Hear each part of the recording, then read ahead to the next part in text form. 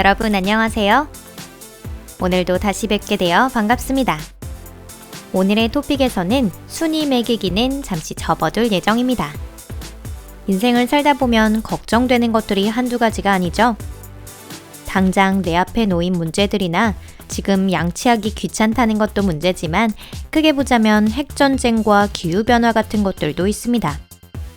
하지만 이 무수한 걱정 리스트 어디를 뒤져봐도 초고속으로 회전하는 지구에 대해서는 들어있지 않습니다. 왜냐하면 그런 일이 일어난다면 절대 가까운 미래가 아닐 것이고 만약 일어난다고 해도 우리는 이미 이 세상에 없기 때문에 걱정할 의미조차 없는 일이기 때문이죠. 하지만 단순한 호기심으로 만약 그렇게 된다면 도대체 어떤 일이 일어날까 상상해 본다면 어떨까요? 흥미가 가시나요? 그럼 안전벨트를 매고 손잡이를 꼭 잡아주세요. 지금 바로 출발합니다.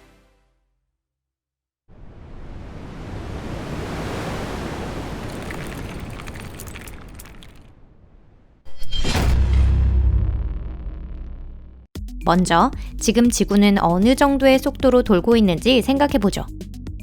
이는 여러분들이 현재 있는 장소와 관련되어 있습니다.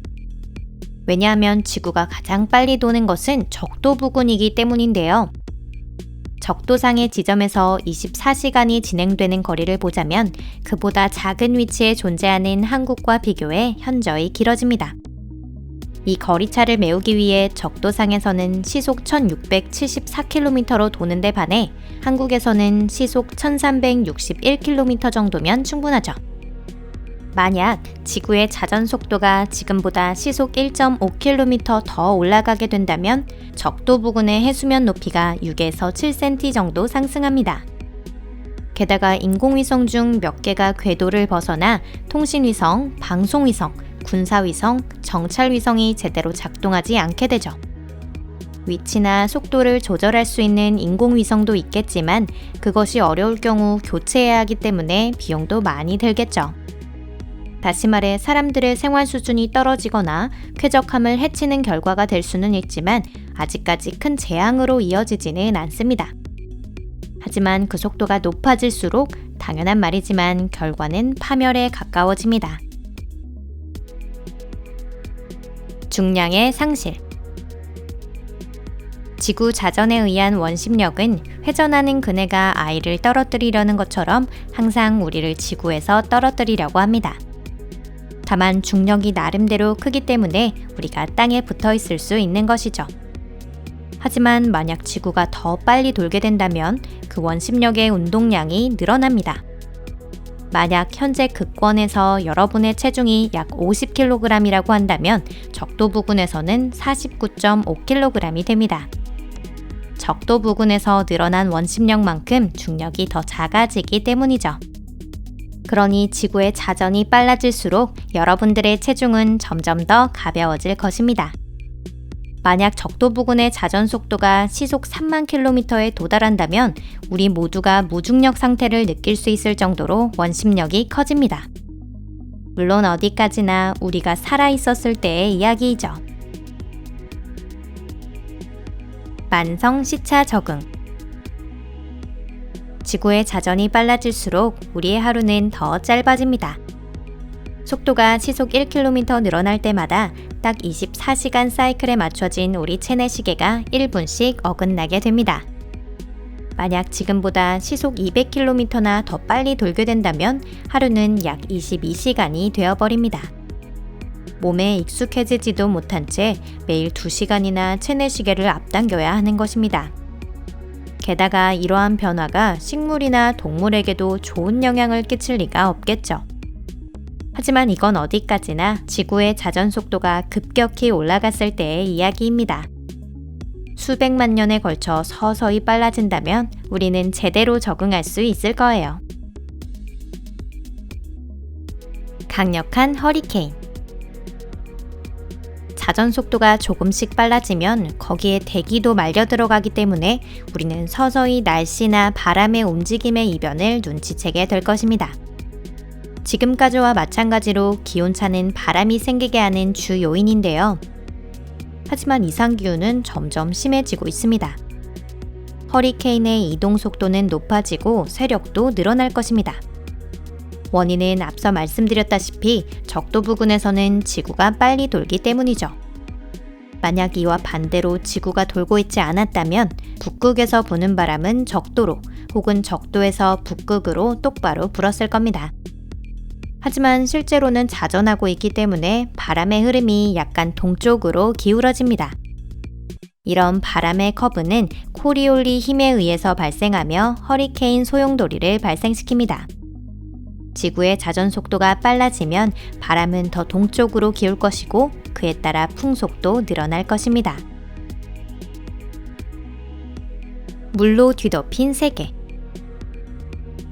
적도 부근에서 자전 속도가 높아진다는 것은 다시 말해 그곳으로 물이 모이기 시작한다는 것을 의미합니다. 거대 지진이 발생하고 판의 움직임은 빨라지므로 지구상 생물에게는 아주 슬픈 재앙이라고 할 수 있는데요. 아마존강 유역, 호주 북부 및 적도 바로 아래의 섬들은 해수면 아래 10m에서 30m 깊이까지 가라앉게 될 것입니다. 만약 자전 속도를 2배, 즉 시속 1500km 정도로 빠르게 한다면 이는 또 다른 큰 재앙을 불러일으킵니다. 원심력이 지구의 중심 부분에 수백 미터의 물을 모으기 시작합니다. 여기서 중심 부분은 대부분의 땅을 의미하는 것으로 고도가 높은 산정, 이를테면 킬리만자로나 안데스 산맥의 최고봉 레벨의 산들을 제외하고는 적도 부근의 모든 지역이 물에 덮여버리게 됩니다. 늘어나는 물은 원심력이 적은 양극권에서 흘러드는 것으로 북극해의 수심은 반대로 얕아집니다. 이 자전에 의한 원심력의 증가는 적도 부근 일대에서 중력에 대한 저항이 가벼워진다는 것을 의미합니다. 이 지역은 짙은 안개와 구름으로 뒤덮일 것이며 공기는 습하고 항상 비가 내릴 겁니다. 그리고 마침내 시속 25,000km의 속도까지 도달한다면 적도 부근의 원심력은 중력과 같아집니다. 그렇게 되면 비는 거꾸로, 즉 대기권을 향해 쏟아지게 될 것이죠. 이때 지구는 지금보다 17배나 빨리 돌고 있을 것이며 아마 적도 부근에서 이 멋진 광경을 볼 사람은 더 이상 남아있지 않을 겁니다. 살아남은 소수의 사람들조차 지구상의 수분이 공기 중으로, 아니 그보다 더 높은 곳까지 빨려 들어가는 것을 본다면 가능한 한 빨리 이 지역에서 도망가고자 할 것입니다. 지진. 시속 4만 킬로미터라는 엄청난 속도로 지구가 자전하게 되면 지각도 움직이며 극권은 평탄해지는 반면 적도를 따라 왜곡이 생기게 됩니다. 거대 지진이 발생하고 판의 움직임은 빨라지므로 지구상 생물에게는 아주 슬픈 재앙이라고 할 수 있죠. 여하튼 지구의 속도는 지금도 변화하고 있습니다. 지진, 해일, 거대한 기단, 빙하의 융해 등은 밀리초 단위로 지구의 자전에 미세한 영향을 미치고 있습니다. 44억 년 전 지구와 다른 천체가 충돌한 결과 달이 탄생했는데요. 이때 지구의 모양은 납작하고 아주 빠르게 돌고 있었기 때문에 하루의 길이는 단 4시간밖에 되지 않았습니다. 그런 일이 다시 일어날까요? 그저 일어나지 않길 바랄 뿐입니다. 달이 태어난 이후에는 그 인력 덕분에 지구는 1000만 년에 8km씩 그 속도를 줄이고 있습니다. 그렇기 때문에 사실상 지구의 자전은 빨라진다기보다는 늦어질 확률이 더 높답니다. 오늘 영상은 여기까지입니다. 시청해주셔서 감사합니다. 과학자들의 견해에 따르면 지구의 자전이 급격히 빨라질 가능성은 제로에 가깝다고 하는데요. 속도를 높이려면 그만한 도구를 써서 그만한 힘으로 지구를 휘리릭 날려야 하는데 이는 필연적으로 지각의 액상화를 초래하기 때문에 우리는 곧바로 죽게 됩니다. 다행히 그런 일을 하려는 사람이 아직 보이지 않으니 지금은 괜찮은 것 같네요. 그럼 다음 영상에서 뵙겠습니다. 언제나 우리 지구를 소중히 생각해주세요.